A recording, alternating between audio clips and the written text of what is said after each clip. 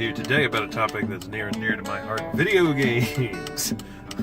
I think about video games a lot, especially since I got a 7-year-old who absolutely is addicted to them, and I totally understand. But predominantly, I'm trying to narrow down, and I've been trying to find kind of the unifying theory, and I don't claim to be the Stephen Hawking of video games, but if you want to call me that, I'll allow it. Trying to find the unifying theory behind what makes a good video game, and for me, it's always come down to freedom and being able to, you're in a game and being able to do what you think you ought to do in the game. And a lot of times when I tell people this, they think, man, not every game can be Skyrim. And I said, no, I understand that. I don't want every game to be Skyrim. But I want every game to be like Super Metroid. I want every game to be inspired by, I'm not sure how you can describe it, but adventure, inspired to say this, put you in a world where the rules apply and it doesn't pigeonhole you or put you on a rail or take you out of that world. I mean, even rail shooters can do that properly. You play some rail shooters where you figure out yourself that, oh, those are destroyable, and if I shoot those, then I can get the gun upgrade. But some of my favorite games, Half-Life, Super Metroid, Skyrim, actually I preferred Morrowind, if you really want to get right down to it, but regardless, are the ones where you're just put in this world and it's up to you to go around and figure out what you need to do, and the game will direct you in the right place. It'll tell you, look, this is your objective, you need to get this done, but it doesn't tell you each and every step along the way, which is, in my opinion, that's what made Metroid Other M such an awful game. I mean, don't get me wrong, the story was atrocious, the voice acting was bad, what they did to Samus Aran's character was horrible also. But the fact that it would show you exactly where your next objective was just made it a long series of fetch quests. There was never a, let me run out there and figure something out, let me find out how to do it kind of a thing.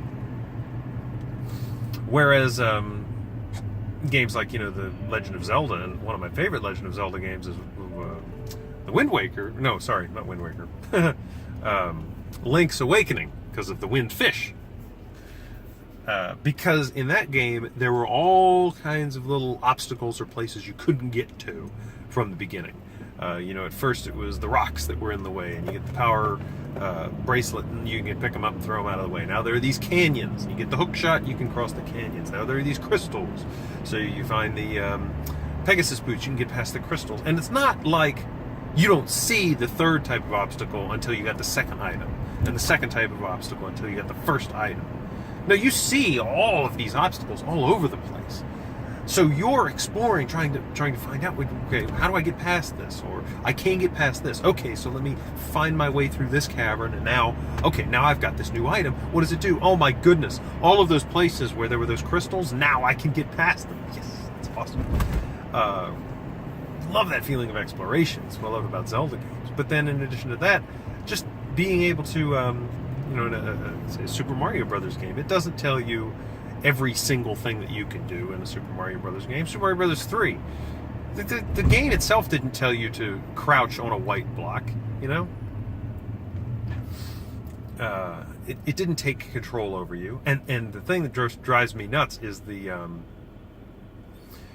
you ever play the original Rainbow Six, that's the game that solidified it for me. When you play Rainbow Six, there's somebody talking to you throughout the whole game, or at least as far as I could play, which admittedly wasn't very far, who's telling you what's around you and what you need to do. Oh, there's a man in the corner. See how he's wearing a blue shirt? If you throw that bottle on the counter, if you throw the bottle and have it hit on the other side, he'll turn around and then you can hit him. That doesn't make any sense. How does this person on the radio know more about the room I'm in than I do? And the person on the radio knows about the room that's coming up next. Oh, that drove me nuts. Whereas Metal Gear Solid, I don't think Metal Gear Solid did that. The people who got on the radio with you, they may have told you the mechanics of the game, but they didn't tell you how to operate those mechanics in the room you're in. This is a topic I could probably talk about forever. So I really want to know, what are the video games that you appreciate with freedom, and how does this incorporate into a game like, say, did you play a lot of Jak and Daxter back in the day? Or Ratchet and Clank? What about skateboarding games or sports games? They allow you to really go out and be free. And more than just that.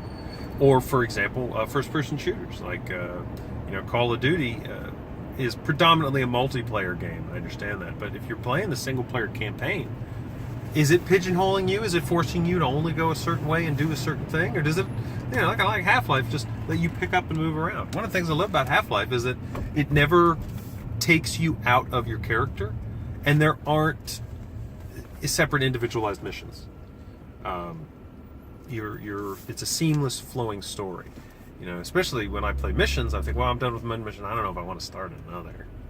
Whereas with Half-Life, no, I just keep going and keep going and keep going and play till I'm done. So that's my 2 cents about that. But really, I'm more interested in other people's perspective. I almost feel like my own perspective has been pigeonholed, and I'm blinded by the same talking points that I've been using for years. So how can I further develop these thoughts? Your input would be appreciated. What are your favorite video games? And do they allow you freedom? Do they hold your hand for a long time, or do they let you jump in and figure it out? Is the story told to you by, smacking it over your head? Are there unskippable cutscenes? Are you brought out of your character?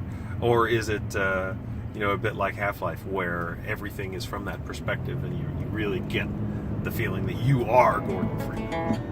Yeah, your opinion is appreciated.